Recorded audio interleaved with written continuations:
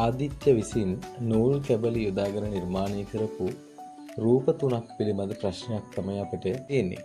මේ ප්‍රශ්නය දිහා බැලුවහම අපෙන් අහනවා ආදිත්‍යා මෙම නූල් කැබලි වලින් හදපු මේ රූප තුනෙන් අඩුම නූල් කැබලි ප්‍රමාණයක් යොදාගෙන හදපු නිර්මාණය මොකක්ද කියලා. මේක සාමාන්‍ය විදිහට ගණන් කරාම ළමයින්ට එන උත්තර තමයි A කියන නිර්මාණයට නූල් කැබලි 10ක්, B කියන නිර්මාණයට නූල් කැබලි 10ක්, C කියන නිර්මාණයට නූල් කැබලි 9ක්.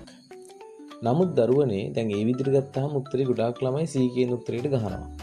නමුත් මේ රූප නිර්මාණය කරලා තියෙන නූල් කැබලි වලින්. එතකොට මේ නූල කියලා කියන්නේ පුතා නවන්න පුළුවන් දෙයක් නේ. එතකොට මේ අපි කල්පනා කරන්න ඕන මේ නිර්මාණය සිදු කරලා තියෙන විදිය අනුව දිග නූල් කැබලි අරගෙන මේ නිර්මාණය කරන්න පුළුවන් කියන එක.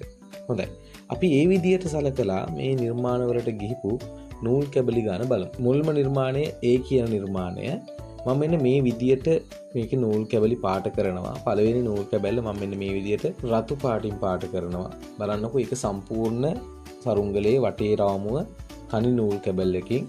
ඊළඟට මෙන්න දෙවෙනි නූල් කැබැල්ල, තුන්වෙනි නූල් කැබැල්ල, 4 5 6 7.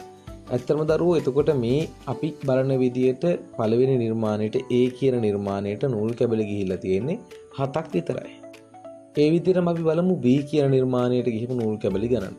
B කියන නිර්මාණයේ වහල කොටස නිර්මාණය කරන්න තනි නූලක්, ගේ කොටස නිර්මාණය කරන්න තවත් නූලක්, ජනේලයේ කොටස නිර්මාණය කරන්න තවත් නූලක්. එතකොට නූල් 3කින් මේ ගේ කියන එක නිර්මාණය කරන්න පුළුවන්. B කියන රූපය නිර්මාණය කරන්න පුළුවන්. ඒකට නූල් කැබලි ගිහිල්ලා තියෙන 3යි. අපි දැන් තුන්වෙනි රූපය ගත්තොත් එහෙම C කියන රූපය ඒකේ කෝපයේ කොටස හදන්න එකක්, අඩුව කොටස හදන්න තවත් නූල් කැබලි දෙකක්, ඊළඟට දුම කොටස හදන්න තවත් නූල් කැබලි 3ක්. ඒකට ගිහිල්ලා තියෙනවා සම්පූර්ණ නූල් කැබලි ප්‍රමාණය 6ක්. එහෙනම් දරුවනේ අපිට පැහැදිලි වෙනවා අපි කලින් හිතපු විදිය වැරදි. එහෙනම් නිවැරදි උත්තරය තමයි නූල් කැබලි 3ක් විතරක් පාවිච්චි කරලා නිර්මාණය කරපු B කියන රූපය. දරුවනේ මම හිතනවා ගණිත ගැටලු නිවැරදි කිරීම පැහැදිලි වෙන්නේ නැති කියලා. දරුවන්ට මොනවා හරි ප්‍රශ්නයක් තියෙනවා නම් විෂය 3 සම්බන්ධයෙන් සිංහල, ගණිතය, පරිසරයේ ඕනෑම ප්‍රශ්නයක් තියෙනවා නම් මට පල්ලෙහා දැක්වෙන WhatsApp නම්බර් එකට මැසේජ් එකක් දාන්න. එතකොට මම ඒ ප්‍රශ්න වලට පිළිතුරු ඔයාලට එවන්නම්. එහෙනම් අලුත් ගණිතය ගැටලු කොටසකින් නැවතත් මුණ ගැහෙමු. සියලු දෙනාට ආයුබෝවන්.